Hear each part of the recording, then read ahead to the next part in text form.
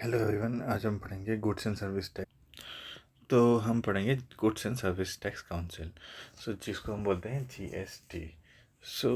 Goods and service tax council, इसमें क्या होता है, जीएसटी का स्मूथ और एफिशिएंट एडमिनिस्ट्रेशन तभी पॉसिबल है जब सेंटर और स्टेट मिलकर कोऑर्डिनेट करते हैं। इस कोऑर्डिनेशन को इजी बनाने के लिए 101 जो अमेंडमेंट है 2016 provide for the establishment of a goods and service tax और जीएसटी काउंसिल। तो ये क्या करता है, इसने 2000 इस एक्ट ने जीएसटी काउंसिल बनाने का प्रोविज़न दिया। जीएसटी काउंसिल का कॉन्स्टिट्यूशन क्या है? देखो, article 279 A under president. Article 279 के अंदर प्रेसिडेंट एक ऑर्डर के थ्रू जीएसटी काउंसिल बनाते हैं। ये जॉइंट फोरम होता है सेंटर और स्टेट का। जीएसटी काउंसिल में काम होता है सेंटर और स्टेट को रिकमेंडेशन देना। तो उसका काम क्या होता है? सेंटर और स्टेट को रिकमेंडेशन, जीएसटी काउंसिल का यही काम होता है। जीएसटी काउंसिल किन मैटर्स पर रिकमेंडेशन देती है, वो हम पढ़ेंगे। पहला है uh, पहला है the taxes, cesses and surcharges levied by the centre, the state and the local bodies that would get merge in GST. इसका मतलब क्या है? सेंटर, स्टेट और लोकल बॉडीज़ का टैक्सेस, सेसिस और सरचार्ज जो सीएसटी में होंगे। ठीक है, पहला। दूसरा है कि the goods and services that may be subject to GST और एक्सटेम्प्टेड फ्रॉम द जीएसटी। इसका मतलब क्या है कि कौन सा गुड्स एंड सर्विसेज जीएसटी में आएगा और कौन सा जीएसटी से एक्सेम्प्टेड होगा, यानी जीएसटी में नहीं आएगा। थर्ड है मॉडल जीएसटी लॉज। इसमें क्या होता है? इसमें प्रिंसिपल ऑफ लेवी मतलब क्या होगा कि जीएसटी कैसे लगाना है, लेवी मतलब कैसे लगाना है। Appointment of GST levied on supplies in the course of interstate trade और कॉमर्स। इसका मतलब ये है कि इंटरस्टेट जो ट्रेड होता है आईजीएसटी के रूल, प्लेस ऑफ सप्लाई, इसके बारे में। फिर प्रिंसिपल, देखो, अप्रो अप्रो अपॉर्ट अपॉर्ट नहीं बेटा, इसका मतलब होता है, अपॉइंटमेंट का मतलब होता है जीएसटी के शेयर सेंटर और स्टेट में कैसे डिवाइड होंगे। ठीक है, इसका मतलब अपोर्शनमेंट, इसका मतलब क्या होता है? जी, सेंटर और स्टेट के शेयर्स कैसे डिवाइड होंगे। ठीक है। डी है बिजनेस का टर्नओवर लिमिटेड जिसके नीचे जीएसटी एग्जेम्पशन होगी, ये बताता है।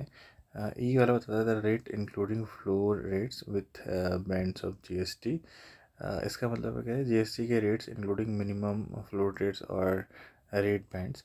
और एफ है एनी स्पेशल रेट और rate of a specified period to raise additional resources during any natural calamity और डिज़ास्टर। इसका मतलब क्या है कि जैसे नेचुरल कैलेमिटी और डिज़ास्टर के टाइम पे एडिशनल रिसोर्सेज रेज करने के लिए यही special rates for specified period के लिए होता है।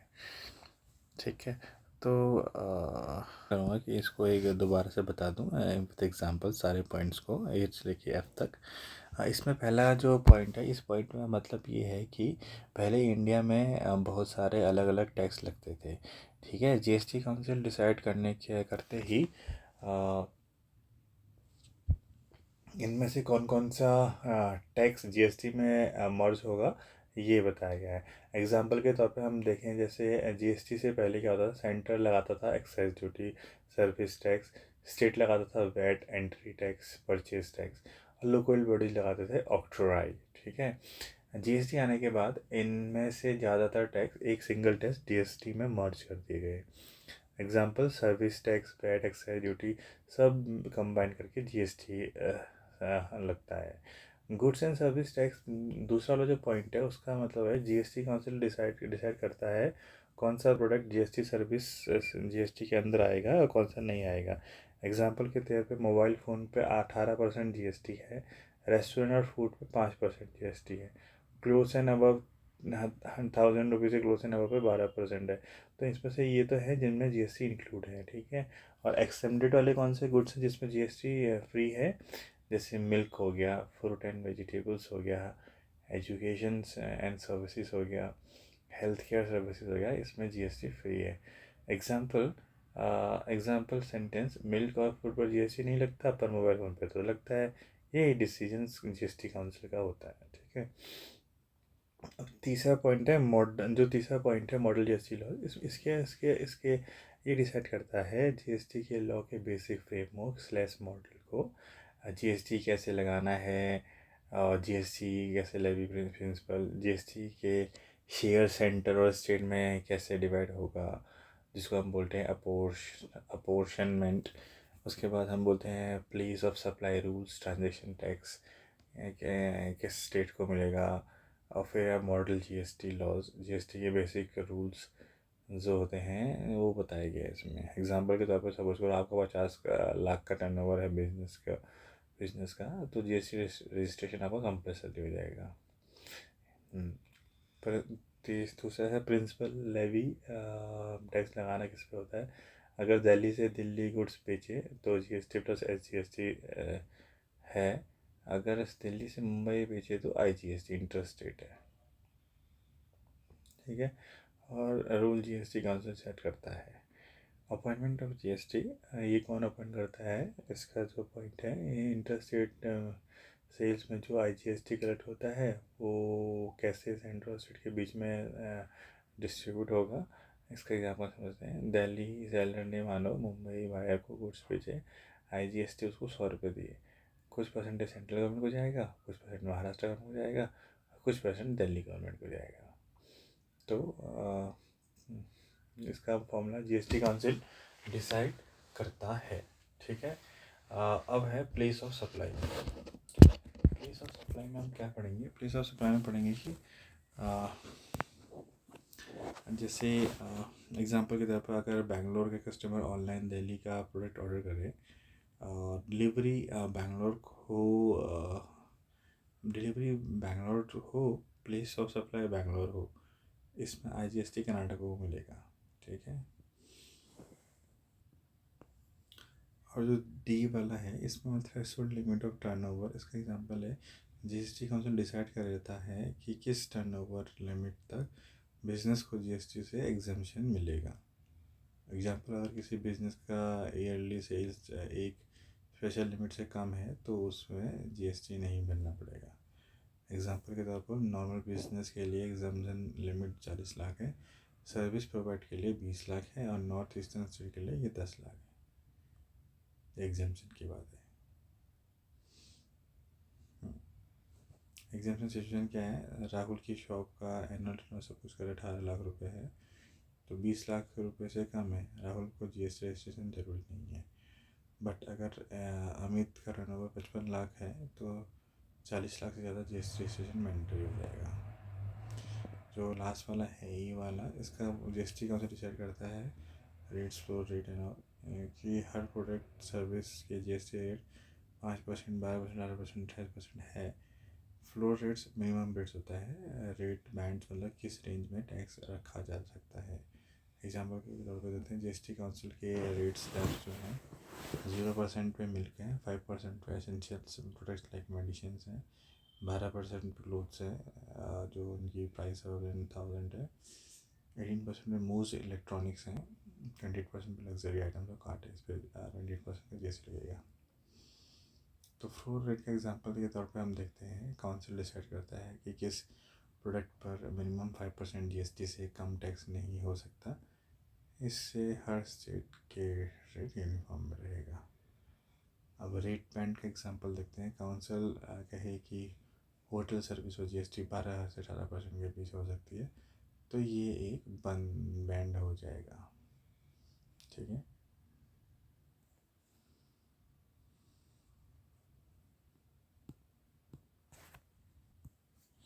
So this is the next chapter, topic of this chapter.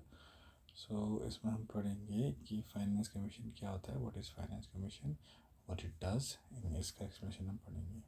So article 280 provides for the financial commission as a quasi judicial body, it constituted by president every 5th year और even earlier.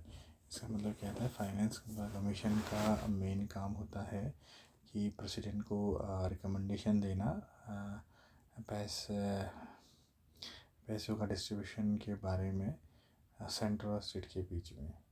इसके लिए उसको क्या president को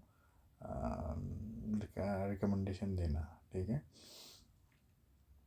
finance commission किन points पर recommendation देता है?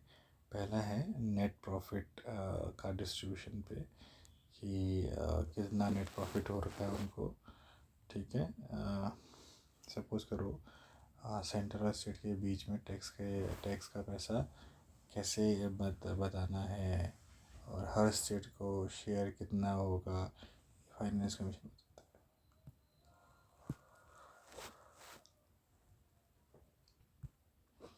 है। ये आपको फाइनेंस कमीशन बताएगा। एग्जाम्पल के तौर पे हम पढ़ते हैं यहाँ पे, सपोज करो इनकम टैक्स से 100 करोड़ आए। ठीक है, कमीशन डिसाइड करेगा कि कितना सेंटर को देना है और कितना स्टेट को देना है।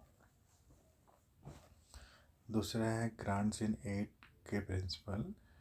इसका मतलब है सेंट्रल स्टेट्स को जो ग्रांट्स इन एड देता है कंसोलिडेटेड फंड ऑफ इंडिया से, उसका रूल क्राइटेरिया क्या होता है, ये कमीशन डिसाइड करता है। एग्जाम्पल के तौर पे हम पढ़ेंगे तो कौन सा स्टेट को कितनी grant based on the property, ये बताएगा। ठीक है, तीसरा है स्टेट के रिसोर्स को इंक्रीज़ करने के मेजर्स। सो इसके लिए हम पढ़ेंगे कि कमीशन सजेस्ट करता है कि स्टेट अपनी फाइनेंस को स्ट्रॉन्ग कैसे करे। ठीक है, और एग्जाम्पल के तौर पर देखते हैं पंचायत म्यूनसिपैलिटीज़ को फंड देना, स्टेट फाइनेंस कमीशन की रिकमेंडेशन फॉलो करना। चौथा है any other matter referred by the president. So इसका मतलब ये है कि अगर प्रेसिडेंट को एक्स्ट्रा फाइनेंशियल मैटर भी भेज दे तो कमीशन उस पर रिकमेंडेशन देता है। अब हम पढ़ेंगे इम्पोर्टेंट हिस्टोरिकल पॉइंट्स।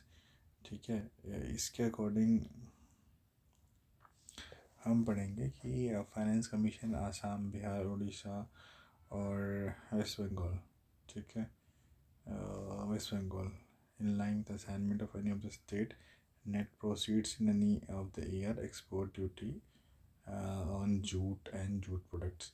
इसका मतलब ये है कि इन स्टेट्स में फाइनेंस कमीशन के लिए जूट एक्सपोर्ट ड्यूटी का शेयर भी डिसाइड करता है। ठीक है, तो finance commission is called as the balancing wheel of physical federalism. So meaning क्या है, सेंटर और स्टेट के बीच में पैसा बैलेंस करके रखना कि कम ना कि रखने का काम फाइनेंस कमीशन करता है। ठीक है, प्रोडक्शन ऑफ स्टेट इंटरेस्ट, ये हम पढ़ेंगे अब next topic. The protection of state interest of state is the financial matter. The constitution laid down that the following bills can be introduced in the parliament only on the recommendation of the president। तो ये बोल रहा है कि constitution ensure करता है कि state के फाइनेंशियल इंटरेस्ट को प्रोटेक्ट किया जाए। इसके लिए बिल्स तभी इंट्रोड्यूस हो सकते हैं जब प्रेसिडेंट रिकमेंडेशन करे। ये बिल वो बिल हैं जो स्टेट के रेवेन्यू को अफेक्ट करते हैं। कौन बिल प्रेसिडेंट की रिकमेंडेशन से इंट्रोड्यूस हो सकता है? कौन सा बिल दैट इम्पोज ऑन, पहले है the bill that impose on varies of any tax on duty in state are interested. तो इसका मतलब है अगर कोई टैक्स सेंटर लगाता है जिसका पैसा स्टेट को मिलता है तो ये बिल बिना प्रेसिडेंट के रिकमेंडेशन के इंट्रोड्यूस नहीं हो सकता।